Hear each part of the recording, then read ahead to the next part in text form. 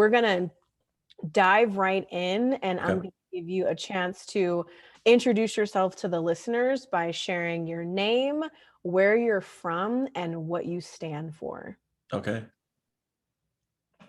Take it away. All right. So my name is Jonathan Dumas. I'm originally from San Diego, California, but now reside in Long Beach, California. And what do I stand for? I stand for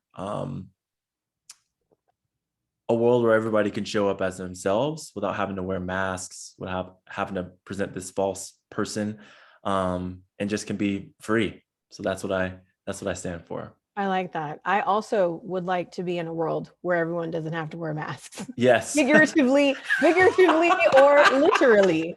That would be fantastic. I didn't even see what I did there. That's so funny. I but 100%, love that. Yes. No, I would love that. Yes. Oh my gosh. Talk to me a little bit about, what it means to wear a mask. I would say figuratively. What does that mean for you? What does that look like? Yeah, I think a lot growing up, I spent a lot of time allowing people to tell me, who I am or who I'm going to be, how I'm going to show up in the world, what I was even going to do for a career, and a job. And so it wasn't until mid to late 20s where I kind of just had this reawakening of what I wanted to do, of who I am and everything like that. And I realized how many masks I was wearing for other people, how heavy those daggone things were, how emotionally weighted down I was, how mentally weighted down I was. And so slowly but surely doing the work, as far as, therapy, counseling, all that stuff, but also taking some time to take care of myself and be with my partner and all that stuff to understand who I am, what do I want, and looking at myself in the mirror and being proud of who I'm becoming. And so I just, anywhere and everywhere, I try and encourage that level of authenticity and vulnerability, and allowing folks to be their full selves as well. So as I'm trying to rediscover myself, yeah, that's kind of what it means to me. Yeah, no, thank you for that. No, and I think that I listen to a lot of Abraham Hicks as part of my daily practice. And there's, this thing that they often refer to, which is when we come into this world as babies, we come into this world as our whole selves with no judgments, no expectations, and really knowing who we actually are. And then over time, these other identities and other expectations we adopt based on the world, our caretakers, our parents, our elders, et cetera. And then we reach a point in adulthood where we look at ourselves and a lot of times don't even really recognize who we are looking at because we put on these masks. We've applied these other identities or other personalities to benefit those around us until we just decide enough already. Yeah. I don't want to be that anymore. I want to be, who I actually am. So can you talk to me a little bit about your journey, to this place of discovery where you're ready to take those masks off and encouraging others to do the same? Absolutely. I think it goes back to my undergrad career, my undergrad time in college, and I went to a very, very white school. It was a faith-based institution. It was heavily evangelical. And at the time, that's what I subscribed to. And I found myself, oftentimes being tokenized, my story of how I grew up just being used and abused. A friend of mine texted me a picture of my picture still up at that school, right? And I'm just that's literally that's 10 plus years at this point where it's still there. And and I was very ingrained in the culture. And so it wasn't until after I graduated, I decided not to be a lawyer, not to go to law school, anything like that. I recognized that there was a lot of pressure put on me by my family, put on me by being the first person in my family to go to college and graduate college, to do something great. I don't know what it was going to be, but I didn't realize I felt this internalized pressure until I literally had a meltdown. I just literally, I had just gotten hired on this job, and it was my first job that was salary, whatever. And I went to a party that night, and I thought all my problems were going to be done. And I had my first major panic attack. I literally could not breathe. in the middle of this party. And so, then on top of that, like I had some heart stuff going on. It ended up being fine, but all of it was like stress induced. Like I didn't realize like how anxious I was. I didn't realize like how stressed out I was. My blood pressure was always high. And it was just all this pressure. And so it was from these labels, these identities and stuff like that growing up that I didn't realize that would put on me by my family, that I was putting on myself when I went to that horrible school. And we're not going to tell anybody the name of it. No, they don't get any free publicity for trauma. Right. And then, yeah. And so that was like the first start of it where I'm trying to like figure out, you know, what's going on? Who am I? And a few years later decided like, oh, I think I want to do like organizational psychology. And so I like started examining like, in there, they have you do like a lot in the program I did was like a lot of internal work too, because they want to produce like the best leaders if you're going to like be talking about leadership and going into organizations. So I did like a lot of like self-development there and like figuring out who I am, reading books, taking time. I didn't date nobody for a while, and really like tried to figure out like what do I want? Who the hell is Jonathan? You know, and started saying no to stuff. Started spending time in places where it made me happy. Started spending more time alone, not feeling like I had to be surrounded by a bunch of folks, and ended up at that time did meet somebody who like encouraged that in me, and supported me, and she's been an incredible partner in that, and like encouraged me to like explore my Blackness too, because that was something that I was like repressing and I didn't know and realize. And so it's been like a beautiful like journey the last like few years of just like falling in love with the skin I'm in again, like accepting like my creative process, like learning more and more about like who I am. And so it's been cool, just like exploring that and taking time, and love my Black self. Yes, no, I love that. Yeah. I'm glad you shared that, because I can relate. You know, I'm born and raised for the most part from Southern California.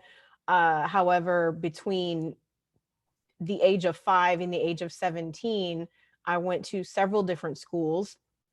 I went from being in a predominantly white school to a predominantly Black school, back to a predominantly white school. And then by college, went to a historically Black college. So I had this very, you know, checkered, you know, not to be too pun-like, but had a very checkered experience in school where from my first, you know, time in a classroom, I was the only Black student in my classroom. All of my instructors were Black. All my teachers were Black. I mean, white, I should say. And I was the only Black person. Then I went to a predominantly Black school where it was the opposite. Everybody was Black. So by the time I got to high school, which, you know, high school can already be a challenging experience anyway, let alone being in an environment where it was a predominantly white environment. I was the first Black fill in the blank, first Black, you know, assistant editor in chief on the newspaper, first Black, you know, varsity cheerleader, first Black fill in the blank. And I realized at that time, I didn't know that I was being like a pioneer in these spaces. I just figured, well, I also wanted to study law. You know, I actually wanted to just be Claire Huxtable, actually. So it wasn't even, I don't really know the details of being a lawyer, but I definitely wanted to be Claire Huxtable. I wanted to wear suits. I wanted to carry a briefcase, and I love to argue or debate, I should say. So I wanted to pursue a career in law. So when I was in high school, I joined the mock trial team, and it was a big deal because I was at the time, again, one of 2 Black students who were on this mock trial team. And I remember at that time, that was when I started to really recognize my Blackness, so to speak. I grew up in a 2-parent household. My mother's Creole, my father's Black. Always was exposed to Black culture. However, it wasn't until I realized that I was being othered. Like you said, I was being tokenized. I didn't know that was actually happening to me until after the fact, when I went to a historically Black college in North Carolina and was again back in an environment where everybody was Black. It was then that I realized, oh, wait a minute. You mean that's why they had me stand in the front of that picture? You mean that's what was going on? So there was definitely, like you said, kind of revisiting my identity as a person. And then recognizing that while my white peers in high school weren't necessarily trying to be malicious, and things with their behavior, I didn't recognize that I was suppressing parts of myself and adopting these other identities as a way of just like fitting in, you Yeah. know, Yep. as a means of survival, in a Yeah. lot of ways, socially surviving. And so it was an interesting journey that once I left college and just kind of entered like real adult life, that I realized that I was getting job interviews that other people weren't getting, that I was getting invited into certain predominantly white spaces and organizations that other people weren't getting, because I was that palatable Black lady. Yeah. Yeah. I was the gentle one. I was one of the good ones. And then, Mm-hmm. again, not recognizing in a professional environment that some of those things that I wore as like accolades were actually microaggressions. And I was Mm-hmm. like, again, had this whole like, what Yeah. the fuck is that? Yeah. For real. Moment. And yes, started, doing some deep exploration and started therapy and counseling and really just doing a deep dive into like who I actually am as a person. And I feel like that's something that we naturally go through, Mm-hmm. from childhood into adulthood and then continuing into later adulthood. We reach a point where we say, well, for me, I reached a point where I said, I have to get to a place where I know exactly who I am, no matter where I am. Yeah. And that was my process of getting No. there. Yeah, So, I love that too, of like being who you are where you are, because sometimes you ain't got the option, you know what I'm saying? Like, and there's people that I've worked with, talk with, that I hang out with, that I know that are in space, and I'm like, I don't know how you can, like be there, but they are like fully themselves, and they're like, and they don't care, you know what I'm saying? And I think that's the most important thing, is like locking in, and if you can show up and be you, and like you're still there, you know what? Shout out to you, you know what I'm saying? right. You got to figure it out.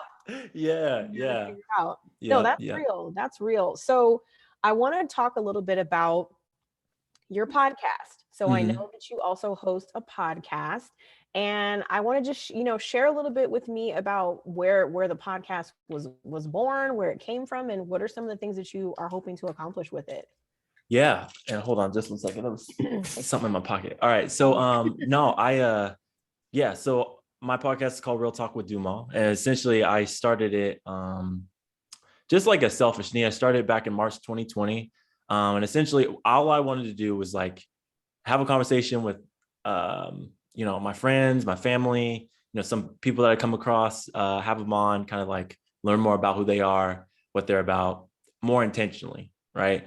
And if there's difficult conversations, why not just I like having hard conversations, not because of the conversation itself, was because I discover something more and more about who you are after that thing, if we do it in a way that's like both honoring you and me in our perspectives, right?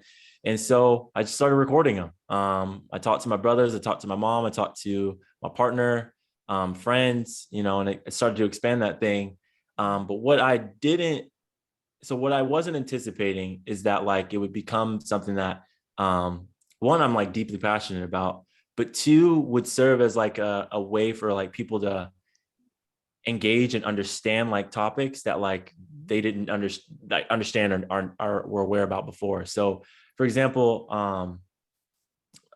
I knew that my podcast was turning into something else because it was around George Floyd, and how that started getting a lot of media coverage. A lot of folks were in pain. But me and my partner, who is a white woman from Minnesota, just outside of Minneapolis, we had already had a lot of conversations about what it meant to be an interracial couple, and trying to figure that thing out, especially at the time we were living in Orange County, which is an incredibly Well. incredibly white place, and incredibly racist place. And like we'll go on walks and we'll see like not just Trump flags, but like those flags that are so many different colors, you don't know what they mean. And so like, and like I'm living in a place where I literally don't feel safe. And I'm wondering why I'm having all these many like panic attacks all the time. And so we went to a protest together. And that night we recorded a podcast. And so basically we just put it all out there. And it's not like these conversations we didn't already have or work through, but like we were just very vulnerable. You know what I'm saying? Like we talked about, you know, how often did I bring up getting a divorce? How often did I bring up, you know, I literally can't live in Orange County anymore and I'm gonna leave with you or without you. Yeah, how you work in diversity, equity, inclusion, and belonging spaces, and still like there is some harm that is still being done by like you not recognizing the pain that I'm in. And just put it all out there. And I mean, I recognize some stuff in myself too. You know, I recognize that I'm very privileged as far as like middle class, you know, 2 degrees, all that stuff, and pointed that out. But in that context, it was just a very different conversation. And so like that trajectory of the podcast just changed.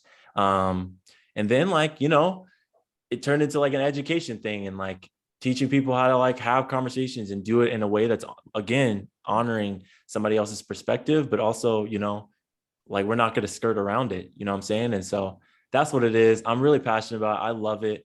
It's just something I do on the side, but I really do love the Real Fam, and got people all over the US and a few people from different countries and stuff. So it's a cool thing that's kind of like become this thing a couple of years later almost. I'm glad to hear that. I mean, honestly, tough conversations are typically the most beneficial because it's like you said, it's the things that we often want to skirt around, the things we often want to avoid, because socially it's like, oh, what's the appropriate time to bring up racism? What's the appropriate time to bring up sexism? What's the appropriate time to talk about, you know, wealth gaps and biases in politics? Like, you know, we think of like spaces that I've been in where they're like, well, we don't talk about is religion and politics. I'm like, well, what the fuck are we gonna talk about? Yeah, for real.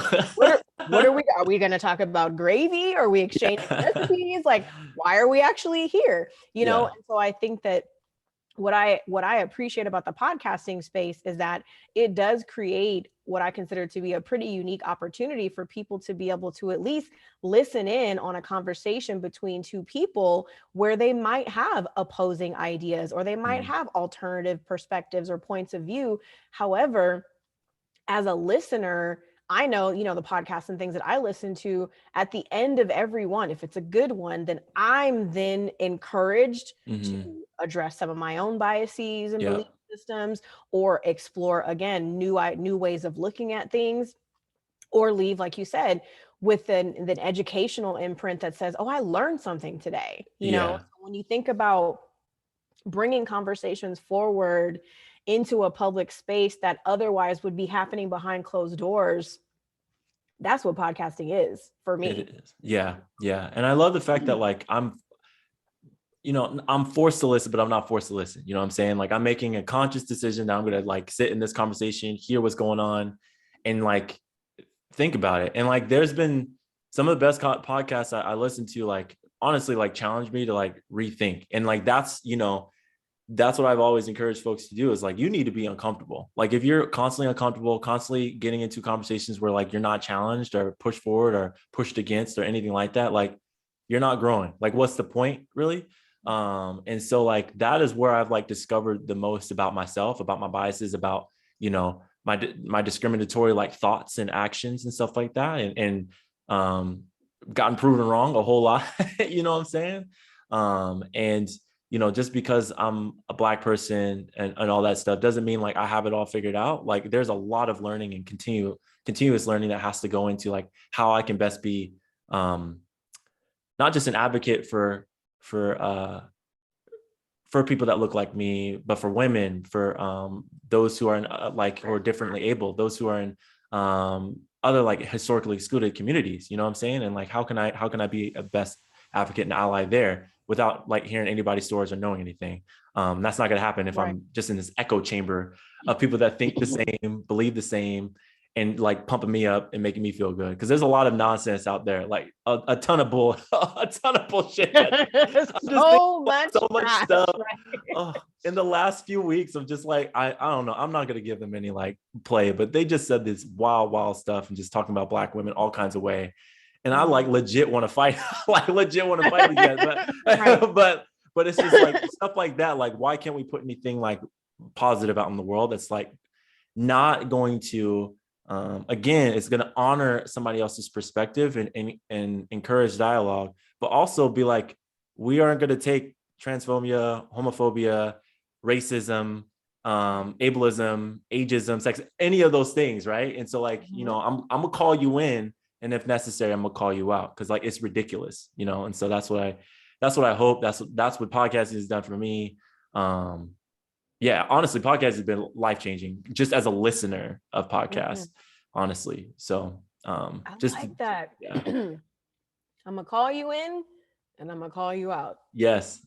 Just, I mean, if we think about it, like where, you know, change actually happens is when you have opposing ideas, forces, etc., that impact one another, and the result Yes. that happens after that impact, that is the change. Yes. Because Yeah. like you said, if we're just existing in our separate worlds, like you said, I love you, the term you use, the echo chamber. If everyone around me and everyone that I interact with is like, yes, I agree, everything you said is correct, absolutely, where are we going? We're not going anywhere. We're just stroking each other's egos and making each other feel good about ourselves and getting nothing done. Yeah. It's only in those spaces, in those conversations, where someone comes in and says, well, why do I need to ask somebody what their gender pronouns are? And why should I accept that someone is choosing a different identity? And why? Having someone come in and say, well, this is why. Yeah. Have you ever considered this? Yep. And challenging that person to say, well, why is this an issue for you? Why is there resistance here? Let's lean into that. That's where change happens. Otherwise, we just stay on the same cycle, in this same pattern, and get absolutely nowhere. And if we're doing that, we're not evolving. Like you said earlier, we're not growing. Yeah. If every conversation you have is one that is solely affirming and never challenging, you're not growing. You not ain't doing nothing. On top of that, that's a pretty boring, it's a really boring like life. You know what I'm saying? Like, gosh, like I just remember like the moments where I felt like, all right, I know I'm gonna spend the rest of my life with like my partner, is because she would just straight up be like, no. You know what I'm saying? I love it. You know what I'm saying? Like, and I'm like, oh, I've never had this before. You know what I'm saying? And I feel like our relationship has grown because of those moments, right? I think my relationship with my mom hasn't gotten to a place of where it is until I started like pushing back and being like, Mom, like, this is honestly what I think. And like taking healthy modes of like communicating, of like, Mom, I just need you to listen to me right now. And I just want to communicate this thing. And our relationship is like completely different now. You know what I'm saying? There's just like different modes, and even pushing back against my grandpa, who was saying some outlandishly xenophobic things. But like but there's stuff like that happens, right? And I'm just like, yo, like if we could just bottle this up and just like share it, like it's possible, you know what I'm saying? And the outcomes is just, it really can be a beneficial thing. Which that's why I have a love-hate relationship with social media, because I'm just like, I just remember this one time I got dragged on socials, like by black Instagram, and they are ruthless. Like black Instagram and black Twitter is ruthless. And this one time I just like celebrated this one person who it's like I forgot, it's like HBCU College of Sport, something like that. I can't remember what it was. Okay. But basically they had posted like this young white woman who like did a lot. And me coming from higher ed originally, you know, first gen, being in a ton of clubs, working multiple jobs, doing as much as she did, I'm like, yo, and double major, shout out you. Go ahead, sis, go ahead. I got dragged for saying like, I don't know how she did it. I made a joke. I literally know how you could do it. It's very possible, you know what I'm saying? But they just dragged me. They were like, it's really possible. I'm tired of y'all, you know, uplifting these white people. I'm just like, gee, come on, man. Like, it's stuff like that. Like, you make these quick responses and not having a conversation. It's just like kind of frustrating. I get what they were saying, but like if they came from the space that I was in, like they would recognize, you know, I worked at the time with like first generation, low income, you know, doing this on your own, like, you know, single parent house, all those different things. I like worked with students like that. So it is an achievement regardless, you know what I'm saying? Yeah, she got some privilege, but we, you know, it's still hard regardless, anything like that. Anyways, yeah. No, I agree. I mean, I feel like oftentimes social media, I'm glad you brought that up. Social media is it is an interesting place to exist within. It is definitely a permanent element in our culture. Mm-hmm. I think the challenges that I have with socials is how bold people can be behind a handle Yep. in a way that does not exist in real life. Yeah. If I had a chance to sit down with people, like you said, in Black Twitter and Black Instagram spaces, if I had a chance to sit down with them toe to toe, the conversation would look very different than Very it does different. in the comments, in the such and, and all that kind of stuff. So Mm-hmm. I feel like social media as a tool is a tool of connection. I mean, Yeah. it's a tool to create connection. It's a tool to create community. Now, what your community is centered around, might vary depending Yeah. on, depending on the creator, depending on Yeah. who's behind it. I mean, Yeah. people can gather about knitting or they can gather about the KKK. It's something. Everything is Yep. available. You know what I Yeah. mean? So that, what community you're building depends on the person. However, I do think that there's something that I realize is happening with social media. I mean, like, I'm a Gen Xer, Mm. I remember before the internet, and I remember now with the internet. I remember a time when, putting yourself out in a public way, I believe came with a certain level of responsibility where people were aware I'm a person of influence. I'm putting myself out here. I'm standing on this platform and I know what I know and I know why I know it and I know why I stand for it. Whereas with social, none of that responsibility really seems to exist for everyone. Yeah. You know Yep. what I mean? Where Mm-hmm. people are just kind of like, I got a platform and I'm gonna stand on it and I'm gonna say all kind of shit that may Yep. or may not be true or substantiated or supported with fact, but I'm just gonna say it. Yeah. That's where it gets a little wild on social Yeah. media for me. What's so frustrating too is that, like, I don't like to toss around like the fact that, I'm an organizational psychologist, but like when somebody comes at me and like I literally I study work for a living. So if I say something, it's not like I'm just, spewing. It might be partially opinion, but it also like is backed by facts. And I'm not going to spend my time to send you my like research, all that stuff. But like, it's so frustrating to see these people who have a lot of influence, have a lot of sway, just spewing lies. And like my influence of folks is probably, it's less than 5,000. But you see people that have like, 30, 40, 50,000 people, 100,000 people listening to everything they say, go viral. I'm like, yo, like this is dead wrong. Like stop giving this thing room to breathe. It's so frustrating to see, or just like straight up get discredited because like I don't have enough followers to say anything. It's just like wild to me. So It is. It is yeah. pretty wild. I mean, I think this is another reason why I think I lean into podcasting as a way of creating digital community or virtual community or real life community in a Yeah. lot of ways, because I feel like there's something about the audio slash video spaces. There's something about the one-on-one, conversations that happen in a podcasting space that are different than what happens on social. And you're right, there are a lot of people that I see are influencers that aren't influencing anything but being influential. That's Yeah. it. There's nothing else that's actually, there's no like substance Yes. behind it. You know what I mean? It's like, Yes. Yeah. okay, where are you leading us? Nowhere. Okay, so why am I following you?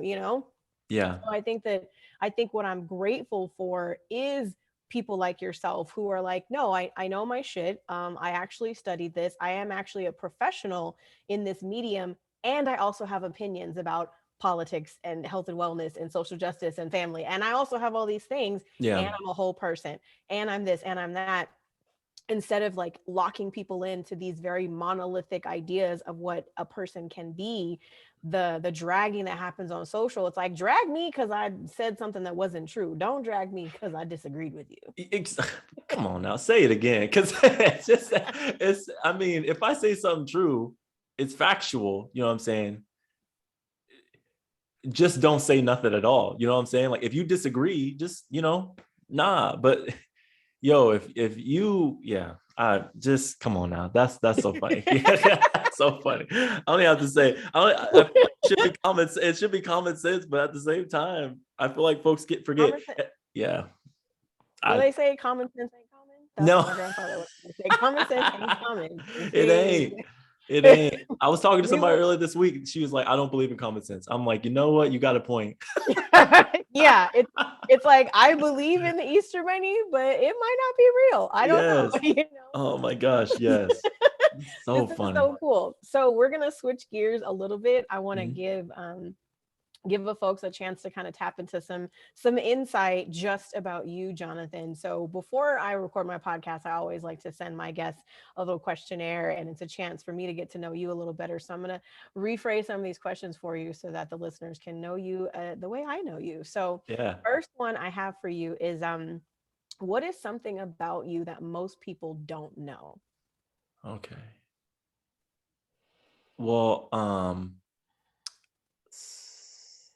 it's either people don't know this or they forget this about me, but like I love to sing and I can sing. I've been singing since I was like 5 years old. But the thing is that like I love to sing. I love to make up songs, do that. But I'm so like self-conscious about it. Uh, um, I don't know why, but like I'm like self-conscious about it. So I don't like to share it because then I get like this performance thing and it just like makes me really anxious. So, but if I got on a stage, I'd be totally fine. Give me some lyrics, I'd be good. But like it's just like really hard. Oh yeah, I can sing as like one of my things. It just makes me nervous. But Interesting. that's one 'Cause, thing that some yeah, people forget about me or don't know about me. I Love to sing. Yeah, I've been singing for a while. That's so cool. And I guess also it's like when you tell people that you can sing, they're like, sing a song for me. It's like, well, no, I can sing. I'm not going to sing right now though. Like I said, Yes, this is a yes. skill that I have, but I'm not like performing all the time, like Yeah, I got to like rev up to that. So no, I can relate to that. exactly. Yeah, Yeah. And exactly. something else that you share that most people might not know about you is that you don't really like big crowds. I do So not. what was quarantine like for you? Did you just love it? Was it Well, great? the thing is like I discovered that thing about myself. Like I didn't realize like so like I've been to weddings, I've been to like gone to the club, all that stuff, and I didn't realize like I thought I was just like not drunk enough or like or like I'm just like having an off night or something like that. So I would constantly force myself to go to these big crowd stuff. And like during quarantine, I'm like, wow, this is really nice to just like replenish because I always thought I was like an extra. I thought I was an extrovert. Come to find out, I'm way more introverted. Like it was so nice to not have to go places or go to parties, like go to a Zoom, like hang out with some friends, and then just log off and be like, oh, and just like be by myself. Like I would wake up in the morning and just like hang out in my living room because we have like a cool like the sun hits our living room really nice and I like it. And I would come out here, have my coffee, and go for a walk by myself and listen to a podcast, listen to some music, stuff like that, read a book, started reading a whole lot. It was really nice. So I'm much more introverted and I absolutely loved it. Yeah, I loved it. But I wholeheartedly relate. yes. I used to think I was an extrovert because I'm not shy. I don't mind talking to strangers. I have a Mm-hmm. confident, way of kind of introducing myself and developing connections with people really easily. However, once my therapist explained to me what it actually means to be introverted versus extroverted, it's like you can be an introvert and still be a people person, still be Yep. sociable, still be all those things. It's like the way we recharge is when we have our, what I like to call sacred solitude, time to myself. But same. Yeah. Once, California decided, well, California never really like closed for real. I feel like Yeah. we were like open, close, Open all the close. time, close-ish, close Yeah. adjacent. But I feel Yeah. like once things started opening up officially and I started getting invitations, I remember getting an invitation. This was over the summer, like this past summer. Someone said, oh, I'm having a, 30th birthday or something. And I was like, okay, cool. Send me the link. And this is me, Zoom link. And she's like, no, here's the address. I was like, oh, wait, what? What's it ready? I don't know if I'm gonna be there, girl. I love you. I'll be in your Zoom party, you know. Yes. But yeah, I'm not really a big fan of crowds either, Yeah. and that's where, like, I love live music, and people are like, oh, I can't wait till concerts come back. And I'm like, oh, I really liked watching Justin Bieber on the television. It was, Yeah. I didn't have to go anywhere, Yeah. So yeah, Yeah. And I love live music too, but it literally is a ramp up for me. I'm like, it is. yeah, let's go. Like, all right, here we go. And then I always like just hold my drink and just like get back up off of me, just stuff like that. So, I mean, yeah, there's been moments where I think back, I'm like, that was a panic attack. I did not realize I was having a panic attack, but like I left the wedding early because I was literally like, I don't know why I can't breathe or something like that, So it's not that bad anymore. But Mhm. like now I'm just like, I don't have to go to this. I don't. I don't have to go to this. And like, I love you, but Yep. like, I'm good. Yeah. Yeah, I'm Exactly. good. Yeah. I agree. And I have had similar experiences, like I wouldn't know, like, oh, do I have social anxiety? When do I like going around people? But when I go Hmm. around people, then I have these feelings. And so Hmm. I've had similar experiences where I recognize that I enjoy being social. However, I know that certain social environments make me uncomfortable. They trigger Yeah. anxiety, they trigger that sense of panic. And I'm like, this is not fun. Hmm. And if I have to hype myself up every time I got to do it, maybe I don't want to do that anymore, Yeah. Yeah. because I can go to small gatherings and small events, or I can go to spaces and really have an opportunity to really socialize in a way where I'm like, oh, I met these really great people and we had some cool little conversations. That Yes. has more value to me than, oh, were you at that event? There was 25,000 people there. Hell no, I was not No. there. And I'm not, No. don't invite me actually, because I'm not going. Yeah. But like, I don't want you to get your feelings hurt when I don't Yes. show up. So Yes. For yeah, real. Yeah. Oh I my think more gosh. people are starting to get, I think, quarantine created an opportunity for us to be able to, of course, spend more time with ourselves. And I Hmm. think, like, going forward, that we're starting to recognize that we kind of were saying earlier, we're doing things as part of an identity that we thought we were supposed to embody, when in Yeah. fact, that's not who we are, Yeah. to be okay with really standing in that and expressing that, I think is where we're starting to see ourselves evolve into, where people are able to say, no, thank you. Yeah. Move on, And that's it. Like, and like what's it? Not qualifying my no. It's like giving myself permission to say no. Um, which is something I had to learn, because I felt like these opportunities aren't going to come. Like if I don't go, they're going to forget about me. They're not going to like me, or all these like essentially like lies I'm telling myself. Right? It's not true. They still love me. They still care about me. If I leave early, if I don't go to this, I will get invited to the next one. Yes. It'd be different if I just kept saying no, no, no, no, no. Right. But at that point, I'm trying to drop a hint. I don't want to go, but Right.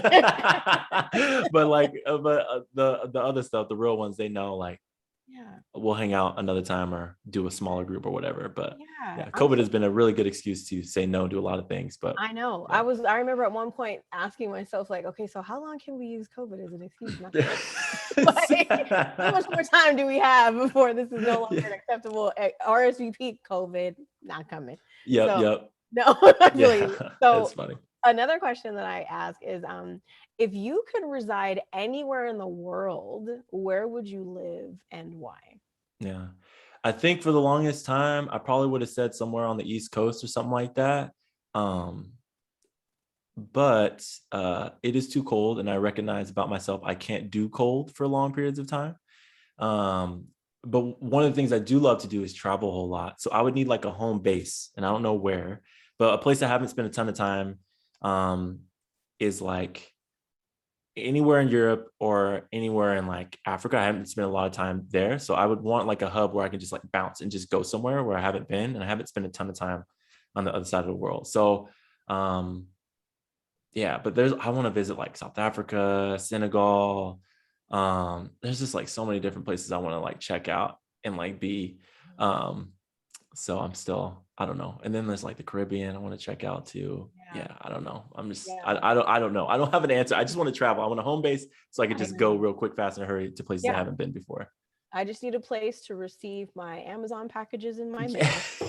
mail, and then Yes. a passport and some Yeah. so some flight miles. I'm good to go. Like, Exactly. just Yeah. I just need a place where I can, like you said, to kind of have a chance to reset, to have a home base. I feel very similar.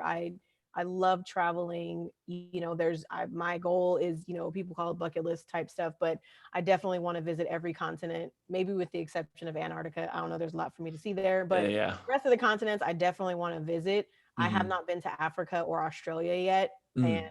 and not, you know, necessarily all of Asia, but those are places that I want to see, because I think sometimes we forget that there's so much more to this world than the four corners that we like exist on. And Yeah. so having a place where I could reside, it's California has always been home. My family is here. However, I've had a chance to live in different places. I also am not a fan of the cold. I Yeah. spent some time in Washington, D.C., and it was like, this is cool. We live in D.C., except 6 months out of the year, it's freezing Yeah. outside. Yeah. So Yeah. that's Yeah. not really very much fun, Yeah. Yeah. I you know? experienced So negative 40 degrees one time. I don't And I believe said, why? I was like angry. it. I'm like, Yes. this is bullshit. Why are we counting this if it's Yeah, like negative negative? 40. What? So thank God I don't have to do that anymore. But Well, shout out Minnesota. But the shout thing out to is, yeah, Minnesota, yeah, right? but like, yeah, I mean, I could do like, you know, I don't even know the lowest I'll go. Like I feel like maybe 20. Yeah, maybe 20, but like, I don't 20 is know. kind of pushing it. Like I I remember know. in DC, because like snow typically happens when it's like like 40 degrees or lower. Yeah. And it's like snow is cool, and it's like, oh, it's snowing, and that's cute. But then it's like, oh, it's been snowing for 5 days. Yeah. Never mind. It's not, I Yeah, don't like it anymore. You no. know? But yeah, I feel like for me, cold weather means I have to stay inside, and Yeah. I don't necessarily like to be inside all the time. Like I love being outdoors. I love the sunshine. Obviously, growing up in California has a lot to do with that. I think that not being able to, or if I chose to go outdoors, it meant I have to bundle up and, you know, that whole Mhm. thing. So it's a lot of extra work to be in cold weather. So I'm Yeah. not Yeah. Yeah. really a It's fan of it. Yep. I'll pass. I'll pass. I'll Like, go there and, you know, do it a little bit, but I don't want to I don't stay want to live there. there. Mm-mm. Yeah. No, No. thank you. Yeah. So my last question on here is, if you woke up tomorrow morning with $100 million in your bank account, what is the first thing you would do? Gonna be, you know, more spontaneous. Because the original thing, I'm like, oh, I want to like pay down debt, you know. It's Right. like, but I'm like, I'm at a point where I'm like, y'all keep messing around, y'all might not get this money. But so gosh, what would I do?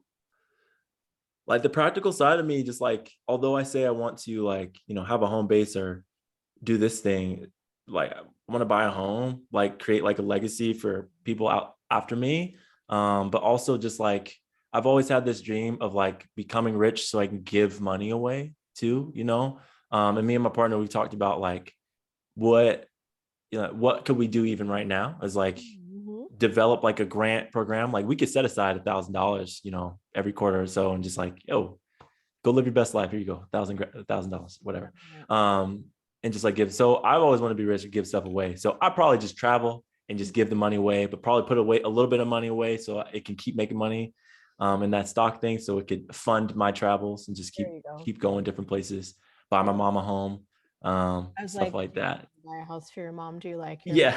Just kidding. No, I have a 20-year-old son, and I Yeah. always tease him. I'm like, okay, so what's the first thing you're gonna do when you make your first million or your first 10 million or whatever? And he's like, yeah, yeah. And I was like, so you don't want to buy me a house? It's not on your list. But Yeah, my mom's gonna get that Range Rover and she's gonna get that house. So there you know you what I'm go. saying? After I hook her up, you know. There you go. There you go. Hmm. No, I think that's good. I mean, the reason I like to ask that question, and thankfully so far all of my guests have had answers that are somewhat similar to yours, which is, you know, of course, take care of the practical things I need to take care of, make sure that my family is set up nicely, and then find a way to circulate that money to benefit the lives of other people, you know, Hmm. because I think that we live in a world where there's a lot of greed, and there's Yeah. not necessarily a lot of consideration of other people.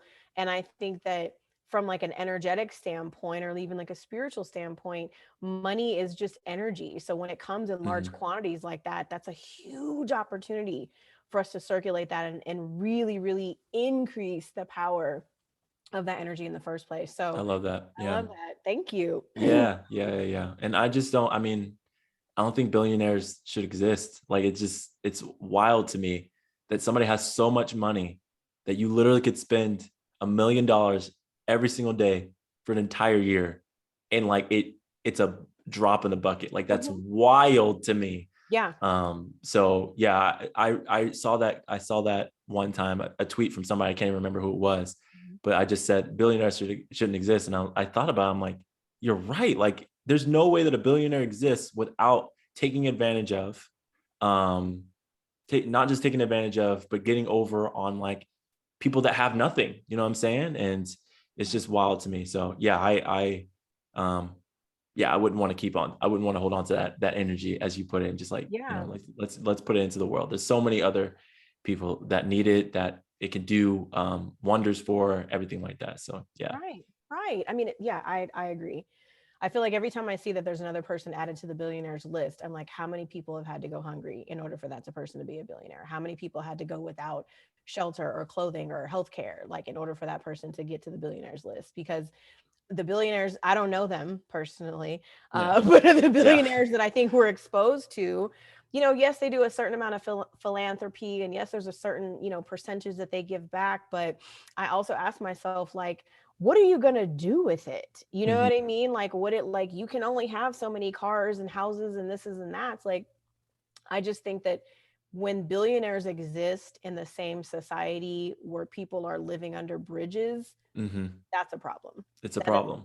That doesn't make sense to me. I can't really make that an acceptable reality. So yeah, I wholeheartedly agree. So before I let you go, I have a couple little things that I want to do that I do with every one of my guests. Yes. So I like to play a little game called Complete the Sentence. So I'm going to give you a couple of sentence prompts, and you can complete them, take up as much or as little space as you like. Okay. So the first one is, I am happiest when. I am happiest when I'm with my partner, Lindsay, and there's this place, this old house her family used to have, and it just sold a year or two ago. But like, it was in the Upper Peninsula of Michigan, and not gonna lie, it's a hella white thing to have a cabin on the lake, but but they had this cabin on the lake, and like there's not a care in the world that I have there. And we would just walk along Lake Superior or go up to this mountain peak or anything like that. And I just remember that being the happiest. Like, I'm not worried about work. I'm not worried about the next thing I need to do. I'm not worried about, student loans. I'm not worried about racism. I'm not worried about inequity. I'm not worried about anything like that. It's just like, we're together, we're there. I'm there, just like taking in like creation. And so, yeah, those are the moments where I'm happiest. I'm just like, everything is still and peaceful. Yeah. That's a good space. Just taking in creation. I like that. How about, I know I'm fed up when? So I'm a very patient person. So I know when I'm fed up when like I'm unfiltered and I just like cut loose, or like I just like have reached my breaking point when there's not a decision that's being made, and I'm just like, don't care about anybody's feelings. I don't care about what's going on. I'm like, we need to make a decision, and we're going to do it now. And I just take leadership and ownership of that space so we can move forward. And then like, I'll have the conversations, mend the bridges, everything afterwards. But like, if we're sitting in a space and it's indecisive, I'm like, and we've been like debating or communicating about it, I'm like, yo, we need to move. So there's stuff like that. When I'm unfiltered and just like say what's really on my mind, that's when I've reached my breaking point. Yeah. How about, I know I've made an impact when?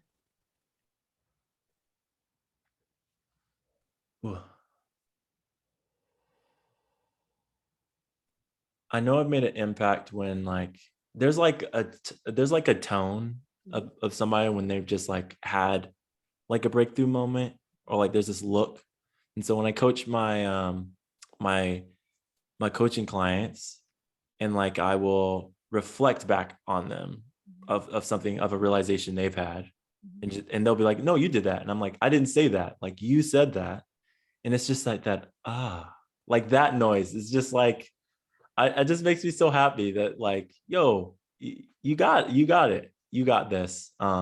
and almost like a warm feeling too. I think of like warmth and happiness and joy and like that finally moment for them. So like that's when I know I'm like, that's so fun. I love that moment. I love that Yeah. moment. Oh, that's the best. That's the best. Yeah. Like it's, some people call it like the aha moment, Yes. but it's like that moment where you see the light, kind of go on in a person is yeah, that's a beautiful experience. So the last thing that we're going to do together before I let you go Okay. is it's a little like micro meditation exercise. So I Love want it. you to find a comfortable place for your I'm body, gonna and ground myself. there you go. If Yeah. you'd like to close your eyes, you can, or you can Okay. lower your gaze, whichever feels good. And we're just going to take 3 big deep breaths in through the nose and out through the mouth.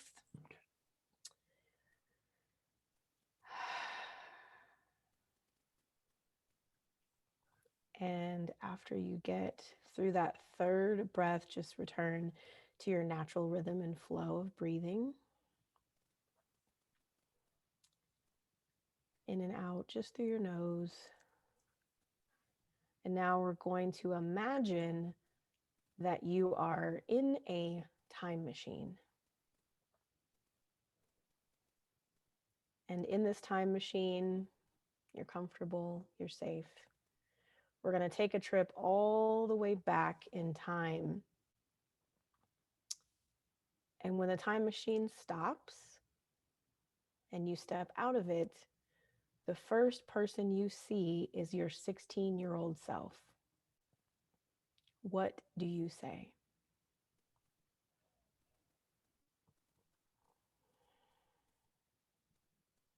I don't think I say anything. I just give him a hug. Mm, Yeah. yeah, I would just embrace him. yeah, yeah. So after you complete that embrace of your 16-year-old self, we're going to step back into our time machine and we're going to go all the way forward. Don't know how far we go, but all the way to the end. What do you want to be remembered for?